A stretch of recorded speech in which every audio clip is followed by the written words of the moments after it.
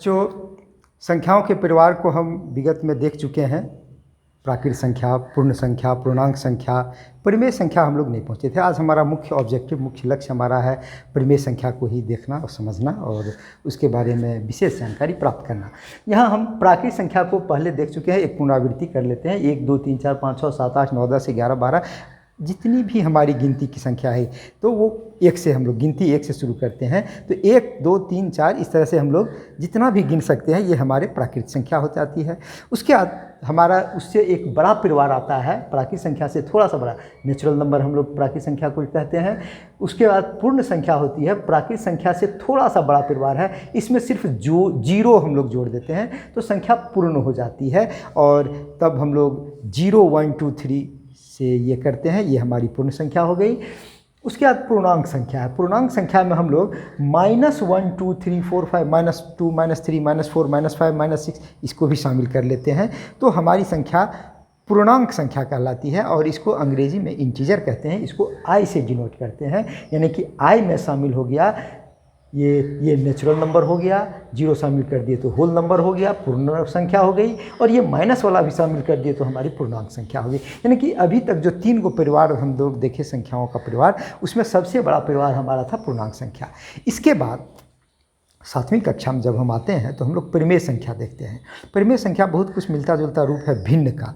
भिन्न हम लोग तीसरा चौथा में पढ़ चुके हैं, लेकिन उसी का थोड़ा सा बड़ा रूप है और विस्तृत रूप है। इस पर हम लोग और ज़्यादा अध्ययन करेंगे।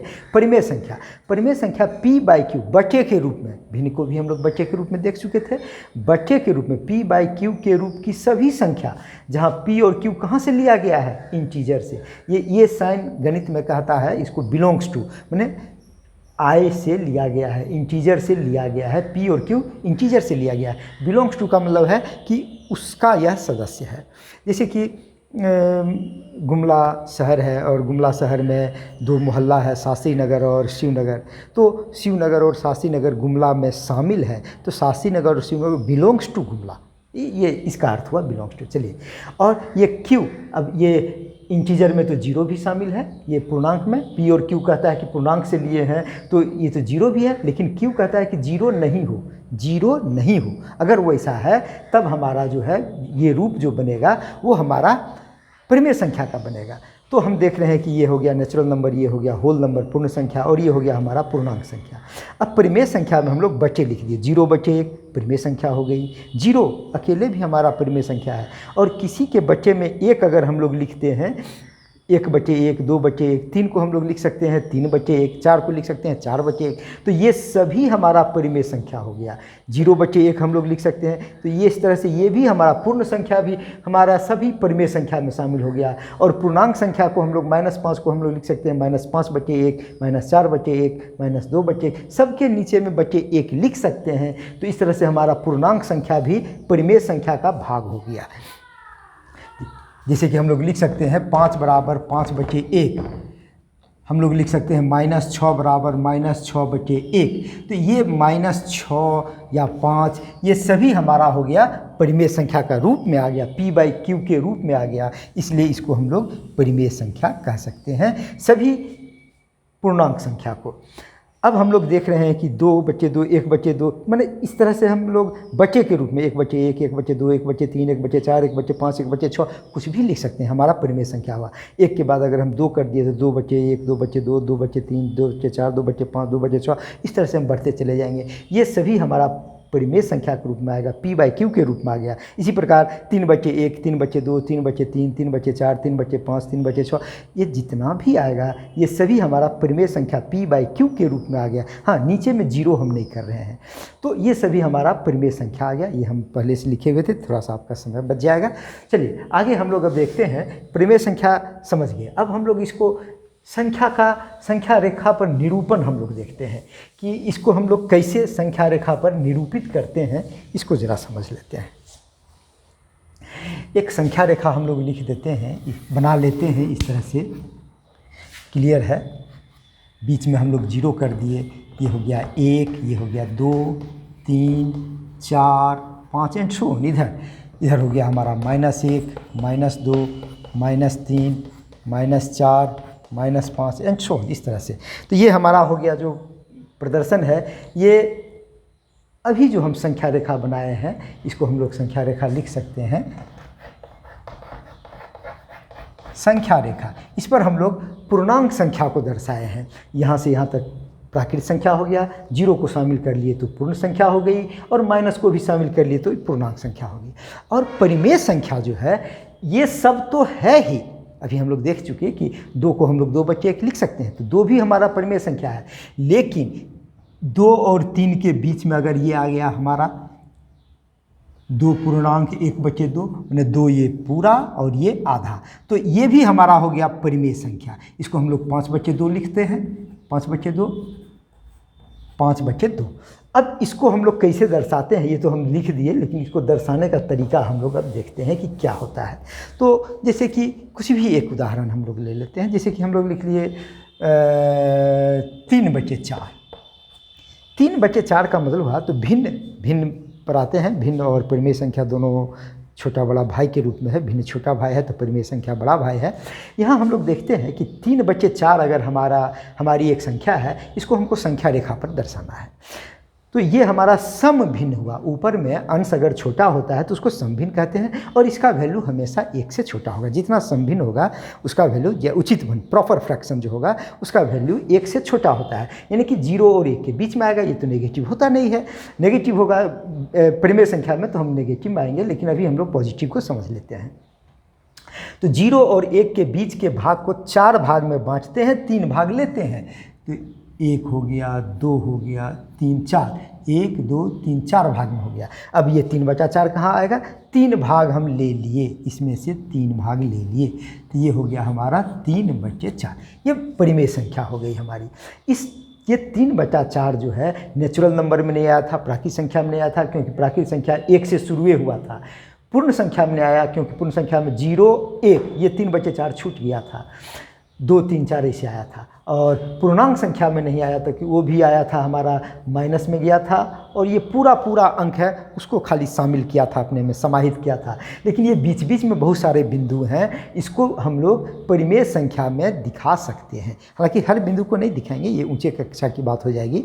जब आप 9th में और 10 में पहुँचेंगे, 9-10 क्लास में, तो आपको परिमेय आया, उसके बाद आ जाएगा अपरिमेय संख्या। अपरिमेय की चर्चा कभी कर लेंगे, हम लोग यहाँ भी कर लेंगे, लेकिन अभी हम लोग परिमेय तक सीमित रहते हैं। तो 3 बचे 4 किसी को भिन्न के रूप में अगर हम लोग लिख लेते हैं तो ये हमारा परिमेय के रूप में हो गया, मैंने बच्चे के रूप में लिख लिया। अब ये दूसरे, इसका प्रदर्शन यहाँ हो गया संख्या रेखा पर। इसी प्रकार अगर आपको कोई कह दे कि 7 बचे 3, चलिए 7 बचे 3 हम लोग कर दिए। अब इसको हम लोग संख्या रेखा पर दर्शाना है, तो इसको हम लोग पहले हम लोग क्या करते हैं, पूर्णांक में तोड़ते हैं। 3 दूना 6, 2 पूर्णांक और कितना बच गया, 1 बचे 3, 1 बचे 3। ये 2 पूरा अंक है, इसको हम लोग कैसे पढ़ते हैं, 2 पूर्णांक मैंने पूरा अंक, और उसके बाद 1 बचे 3। पूरा अंक हमारा 2 है और फ्रैक्शन भिन्नात्मक अंक हमारा 1 बचे 3 है। तो पूरा अंक 1, 2 तो आ ही गया, और उसके बाद हमारा भिन्नात्मक अंक चाहिए जो 1 बचे 3 है। मैंने 2 और 3 के बीच के भाग को 3 भाग में बांटेंगे, 1 भाग ले लेंगे, 3 भाग में चलिए बांट दिए हम लोग, ये 3 भाग हो गया हमारा, ये 1, 2, 3। अब इसका 1 भाग ले लेंगे तो 1 यहाँ आ गया, 1 यहाँ आ गया। ये 2 के बाद ये 1 बचे 3 हो गया हमारा, ये हो गया 2 पूर्णांक 1 बचे 3। ये हम दर्शा दिए यहाँ से। तो आप समझ गए हैं कि अगर ये विषम भिन्न रहेगा, 2 प्रकार का भिन्न रहेगा या परिमेय संख्या रहेगी। भिन्न हम लोग समझ लेते हैं, यहाँ पर छोटा भाई का नाम ले रहे हैं। परिमेय संख्या और भिन्न हम लोग कह चुके हैं कि छोटा बड़ा भाई है, तो भिन्न छोटा भाई है। तो ये अगर सम भिन्न है, उचित भिन्न प्रॉपर फ्रैक्शन है, जिसका कि हर छोटा अंश छोटा है, हर बड़ा है, तब तो इसको हम लोग 0 और 1 के बीच में ही लाएंगे। लेकिन अगर अंश बड़ा हो गया, हर छोटा हो गया, तो ये 1 से बड़ा होगा, और बड़ा होगा तो कितना बड़ा होगा, इसको हम लोग भाग दे करके समझते हैं। 3 का पहाड़ा पढ़ते हैं, 3 दूना 6, 2 बार गया, 1 बचा, 1 बचे 3। तो 2 पूरा अंक, 2 पूर्णांक और 1 बचे 3, 2 पूरा अंक ले लिए, और उसके बाद के भाग को, यानी कि 2 और 3 के बीच वाले भाग को 3 भाग में बांट दिए, 1, 2, 3, 1 भाग ले लिए। 1 भाग लेना था यहाँ, 2 पूर्णांक 1 बचे 3। इसी में अगर हम लोग इसको अगर दर्शाना चाहेंगे तो ये हो जाएगा 2 पूर्णांक 2 बचे 3, 2 पूर्णांक 2 बचे 3, ये हो गया। तो हम समझ गए कि इसको यहाँ पर हम लोग दर्शा दिए। अब हम समझ रहे हैं कि आप लोग अगर माइनस में आ गया, जैसे कि हम कह दिए -5/2, इसको दर्शाना है -5/2, तो हम लोग की ये विषम भिन्न है, इम्प्रॉपर फ्रैक्शन है, ऊपर वाला अंश बड़ा है, तो इसको हम लोग पहले पूर्णांक में तोड़ेंगे। 2 दूना 4, 1/2, 2 पूर्णांक, तो 1 ये 2 है, 2 तो माइनस में जाएंगे, -1 -2 पूरा अंक आ गया। अब इसके बाद -2 और -3 के भाग को हम लोग 2 भाग में बांटेंगे, 1 भाग ले लेंगे। चलिए 2 भाग में बांट दिए और ये आ गया हमारा 1 भाग, तो ये हो गया -2.1/2। तो कुछ नहीं है, जैसे हम लोग धनात्मक दिशा में, मैंने कि राइट हैंड साइड में दाहिना पक्ष में जिस तरह से हम लोग संख्या रेखा पर परिमेय संख्या को खोज लेते हैं या प्रदर्शित कर लेते हैं, उसी प्रकार ऋणात्मक को अगर प्रदर्शित करना होगा तो संख्या रेखा पर 0 से बाईं ओर आएंगे और उसको हम लोग दर्शा देंगे। ये हो गया हमारा, यही चीज़ है हमारा। तो हम लोग अब इसको समझ गए हैं संख्या रेखा पर कैसे हम लोग ये करते हैं। अब इसका जोड़ और घटाव हम लोग देखते हैं, योग और व्यवकलन देख लेते हैं। थोड़ा सा आगे बढ़ जाते हैं हम लोग, संख्या रेखा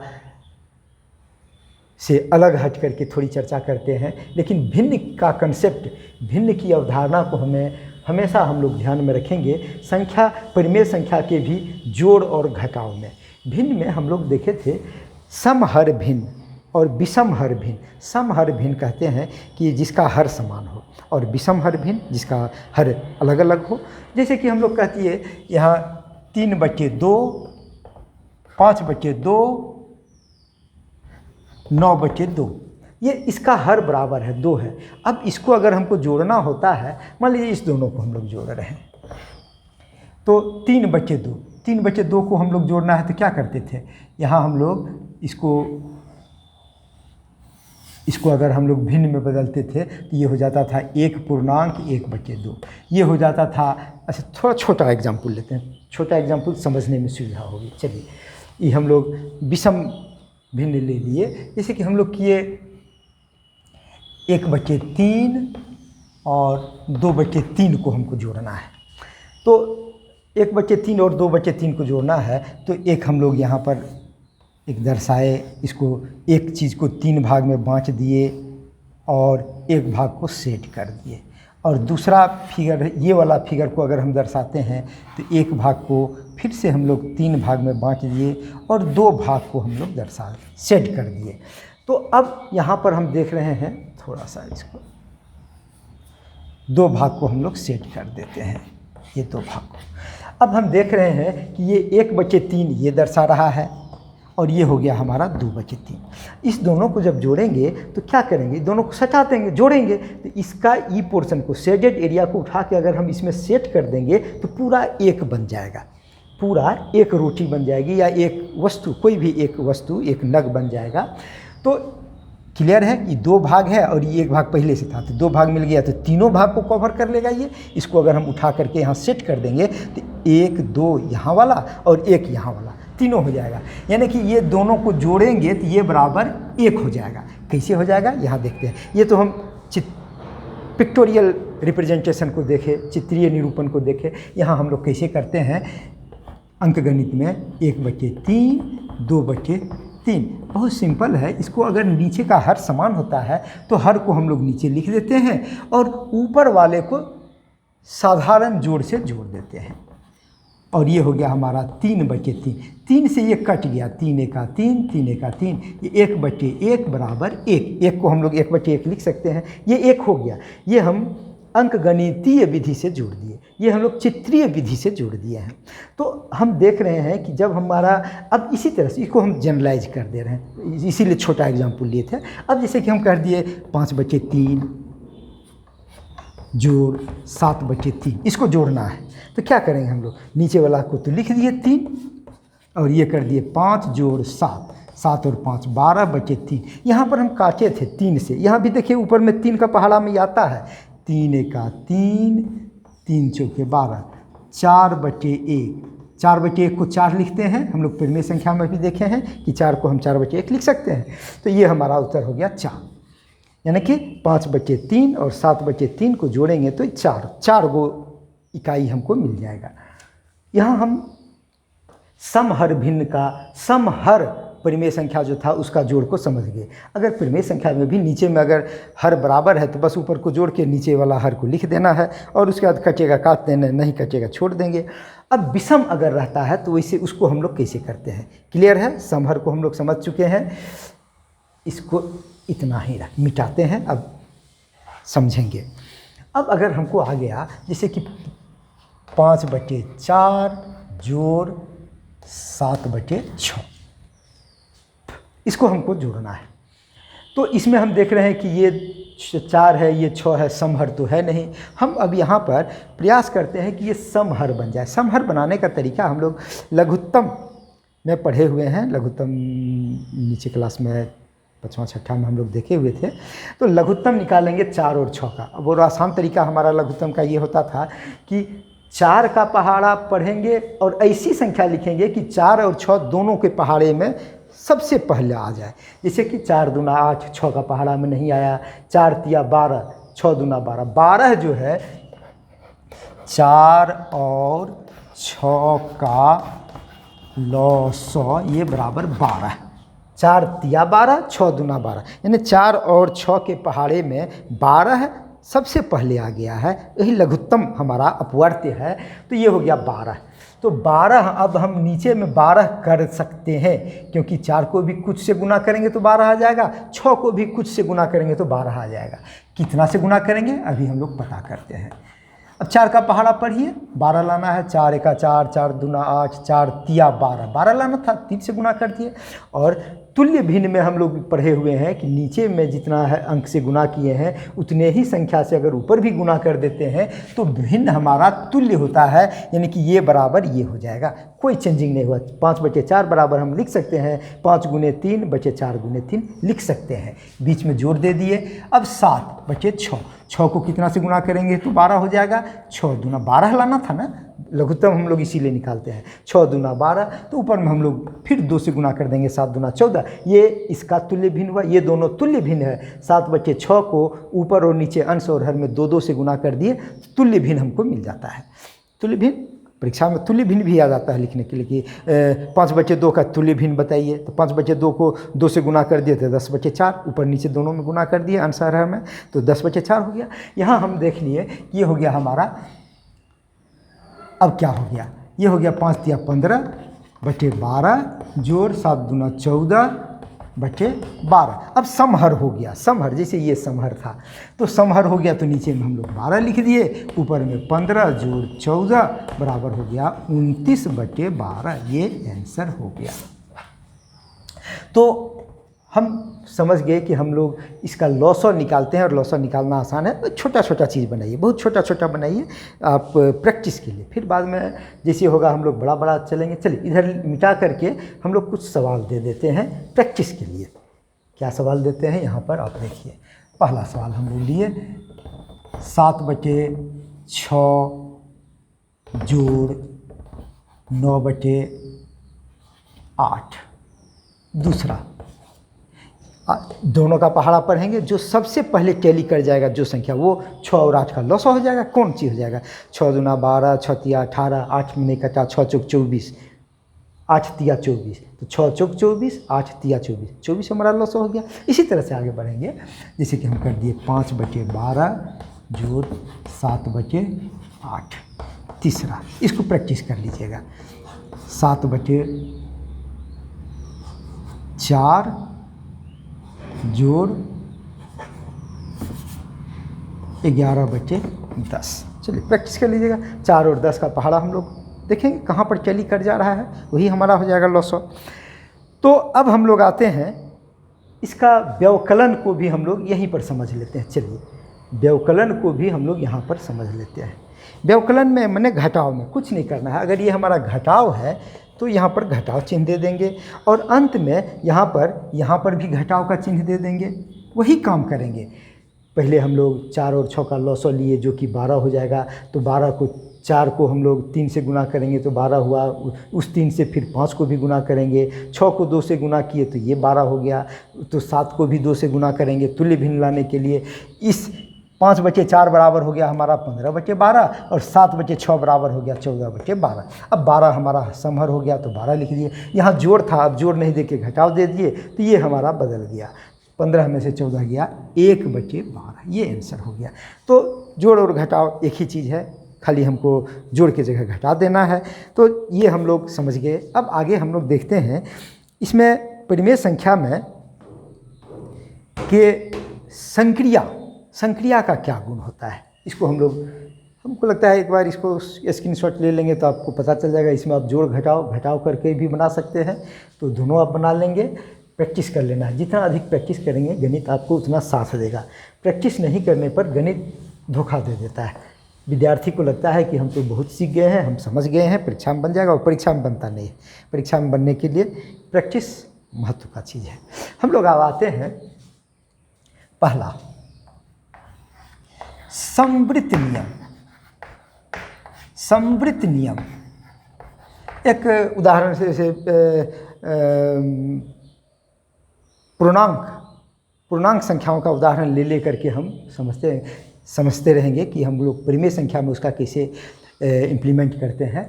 संवृत्त नियम कहते हैं कि जैसे कि 5 और 4 को जोड़े तो 9 हो गया। हम लोग -5 और 3 को जोड़े तो हमारा -2 हो गया। हम देखते हैं ये अगर हमारा पूर्णांक संख्या है तो ये भी पूर्णांक है, ये भी पूर्णांक है, और दोनों को जोड़ दिए तो जो आया रिजल्ट वो भी पूर्णांक हो गया। तो जब पूर्णांक हो गया तो इसको कहते हैं कि पूर्णांक संख्या जो है सो जोड़ की संक्रिया पर संवृत्त है, बंद है, क्लोजर प्रॉपर्टी है। यानी कि दो गो पूर्णांक संख्याओं को जोड़ने से हमेशा एक पूर्णांक संख्या आएगा। ये भी पूर्णांक है, ये भी पूर्णांक है, दोनों को जोड़ दिए -5 और +3 तो -2 आ गया। यह भी एक पूर्णांक संख्या है। तो ये पूर्णांक संख्याओं में संवृत्त नियम इसी तरह से लागू होता है। अब हम देखते हैं कि क्या परिमेय संख्या में संवृत्त नियम लागू होता है। एक एग्जाम्पल से समझ लेते हैं। इसे तो आप समझ सकते हैं कि कोई भी परिमेय संख्या को जोड़ेंगे तो भिन्न वाली संख्या को जोड़ेंगे, बट्टे वाली संख्या को जोड़ेंगे तो या तो पूरा संख्या आएगा या तो फिर बट्टे में आएगा, तो वो तो परिमेय संख्या हो ही जाएगा। ये संवृत्त नियम लागू हो ही जाएगा। जैसे कि हम लोग ये करते हैं 3/2 जोड़ 5/2 तो कितना हो गया, 2 हो गया। 5 3 जोड़ 5 ये हो गया 8/2, ये बराबर हो गया कट करके ये हो गया 4/1। परिमेय संख्या है, ये भी परिमेय है, ये भी परिमेय है, तो ये भी हमारा परिमेय है। परिमेय संख्या को Q से डिनोट करते हैं। तो दो परिमेय संख्या का जोड़ हमेशा परिमेय संख्या होता है।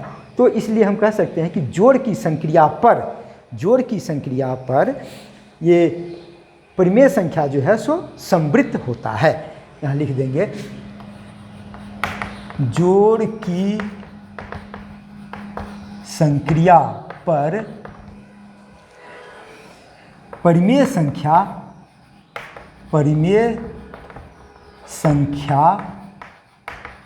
संवृत्त होती है या संवृत्त नियम लागू होता है। तो क्लियर है। अब कोई भी दो परिमेय संख्या को आप जोड़ेंगे हमेशा भिन्न में आएगा। 4/1 है, पूरा 4 आया तो 4/1 हम लोग लिख सकते हैं। 4/3 आता तो 4/3 भी परिमेय संख्या है। तो इस तरह से हम लोग इसको समझ गए कि संवृत्त नियम क्या होता है। संवृत्त नियम की दो परिमेय संख्या को जोड़ने से वही संख्या परिमेय संख्या ही आ जाए तो हम कहेंगे कि परिमेय संख्या जो है सो जोड़ की संक्रिया पर संवृत्त होती है। अब हम आते हैं आगे, इसको कहते हैं क्रम विनिमय नियम।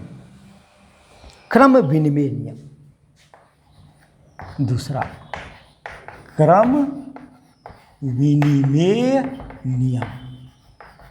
हम लोग जोड़ का क्रम विनिमय नियम और गुणा का क्रम विनिमय नियम पूर्ण संख्या पर देख चुके हैं। जैसे कि 3 × 4 बराबर 4 × 3, तो ये भी हो गया, जोड़ में भी होगा और गुणा में भी होता है। उसी प्रकार परिमेय संख्या में भी जोड़ में भी और गुणा में भी संवृत्त नियम भी लागू होगा और क्रम विनिमय नियम भी लागू होगा। तो यहाँ हम देखते हैं जैसे कि 5/4 जोड़ 7/4 बराबर 7/4 जोड़ 5/4 होगा, क्यों नहीं होगा। यहाँ हम करेंगे तो ये हो जाएगा 4, 5 जोड़ 7 और ये हो जाएगा 4, 7 जोड़ 5। ये भी हो गया 7 5 12, ये भी हो गया 7 5 12, 12/4 12/4 हो गया। इसका मतलब क्या हुआ कि क्रम विनिमय नियम लागू होता है। जोड़ की संक्रिया पर परिमेय संख्या में क्रम विनिमेय नियम लागू होता है। दो नियम हो गया, पहला हो गया समृद्ध नियम, दूसरा हो गया क्रम विनिमय नियम। अब एक आता है साहचर्य नियम। चलिए, ये छोटी छोटी बात है, हम लोग पूर्ण संख्या में विस्तार से पढ़े हुए हैं, तो इसमें हम लोग थोड़ा सा सिर्फ रिवीजन कर लेते हैं।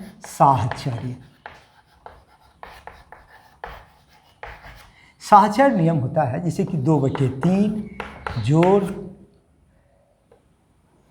5/3 प्लस 4/3। ये ब्रैकेट है, ब्रैकेट को यहाँ पर हम लोग चेंज कर देते हैं, इसी ब्रैकेट को यहाँ ला देंगे। ये 2/3 लिखेंगे प्लस 5/3 लिखेंगे प्लस 4/3। अभी जो LHS में लेफ्ट हैंड साइड में वाम पक्ष में हमारा ब्रैकेट ये लास्ट में था, इसको हम शुरू कर दिए और दोनों का रिजल्ट सेम आएगा। चूँकि ये संख्याओं का जोड़ में परिवर्तन नहीं आता है, जोड़ने में रिजल्ट में अंतर नहीं आता है, इसलिए जो रिजल्ट ये आएगा सो रिजल्ट पूरे का जो रिजल्ट इधर सो रिजल्ट इधर आएगा। कैसे हम लोग देख लेते हैं। 2/3 जोड़ ये हो गया 3 और ये हो गया 5 जोड़ 4 और इधर हो गया 3 2 जोड़ 5 प्लस 4/3। ये हो गया हमारा 2/3 जोड़ 5 4 9/3। तो ये बराबर हो गया 7/3 जोड़ 4/3। अब 3 3 फिर हो गया, समहर में आ गया तो 3 2 जोड़ 9 बराबर 11/3 और ये हो गया 3 7 जोड़ 4, ये भी हो गया 11/3। तो ये और ये बराबर हो गया, LHS और RHS बराबर हो गया। तो साहचर्य नियम भी हमारा लागू होता है परिमेय संख्या के जोड़ में। और उसी प्रकार वितरण का नियम, ये नीचे में समहर इसीलिए देते हैं क्योंकि बनाने में हमको थोड़ी सुविधा होगी, समझाने में समय कम लगेगा। साहचर्य नियम के बाद हमारा आ जाता है वितरण का नियम। तो वितरण का नियम में जोड़ और गुणा दोनों, ये जितना भी नियम हम देखे, अभी 3 नियम हम लोग देख चुके, जैसे पहला देखे समृद्ध नियम, दूसरा हम लोग देखे क्रम विनिमय नियम, तीसरा अभी देखे साहचर्य नियम। तो ये सभी नियम जो है सो जोड़ और गुणा दोनों की संक्रिया में फिट बैठता है। परिमेय संख्या के सेट में, परिमेय संख्या में जोड़ के लिए भी और गुणा के लिए भी ये तीनों नियम लागू होता है। वितरण के नियम में जोड़ और गुणा दोनों का उपयोग होता है, घटा और गुणा का उपयोग होगा। तो यहाँ हम लोग वितरण का नियम, वितरण का नियम में भी फिर एक एग्जाम्पल लेते हैं, जैसे कि 3/4 और यहाँ कर दिए हम लोग 5/2 प्लस 7/2। अब वितरण है, इसको ये बच जाएगा, ये इससे गुना होगा, ये इससे गुना होगा और तब जो रिजल्ट आएगा वही रिजल्ट होगा कि इसको हम लोग एक बना करके और तब जो गुना करेंगे और रिजल्ट आएगा वो बराबर होगा। तो पहले हम एक तरीका यहाँ कर लेते हैं कि 3/4 इसको गुना हम लोग कर देते हैं, गुने यहाँ हम कर दिए ब्रैकेट में 2 5 जोड़ 7 और ये हमारा हो गया 3/4 गुने 7 5 12/2। तो ये हो गया हमारा 12 तिया 36/4 दूना 8, ये हो गया। अब इधर हम लोग देखते हैं कि ये करके इधर ये बराबर, अब वितरण करके हम लोग बनाते हैं 3/4 गुने 5/2 प्लस प्लस आएगा बीच में 3/4 गुने 7/2। तो ये हो गया हमारा 5 तिया 15, 15/8 4 दूना 8 प्लस 7 तिया 21/8 8। अब ये हो गया 5 1 6 1 और 2 3 36/8। तो ये और ये हमारा सही है। इसका मतलब कि वितरण का नियम लागू होता है। इसको फिर छोटा करके लिखते हैं, गणित में 4 से कटेगा, 4 9 36 4 दूना 8, लेकिन अभी हम लोग सिर्फ नियम समझ रहे हैं इसलिए वहाँ नहीं बढ़ रहे हैं आगे। यहाँ हम लोग लिखेंगे परिमेय संख्या, परिमेय, इसको याद रखना है, परिमेय संख्या के समूह में वितरण का नियम लागू होता है। तो इस तरह से हम लोग संक्रियाओं का गुण हम लोग देखे परिमेय संख्या के सेट में कि क्रम बिन्वय नियम लागू होता है, समवृत्त नियम लागू होता है, साहचर्य नियम लागू होता है और अंततः ये वितरण का नियम लागू होता है। ऊपर का 3 नियम क्लोजर प्रॉपर्टी, समवृत्त नियम और क्रम बिन्वय नियम और साहचर्य नियम, ये जोड़ और गुणा तीनों के लिए ये लागू है। वितरण नियम हम देख रहे हैं कि बच रहा है, तो इसमें तो सब में लागू है। धन्यवाद। अगले दिन हम लोग फिर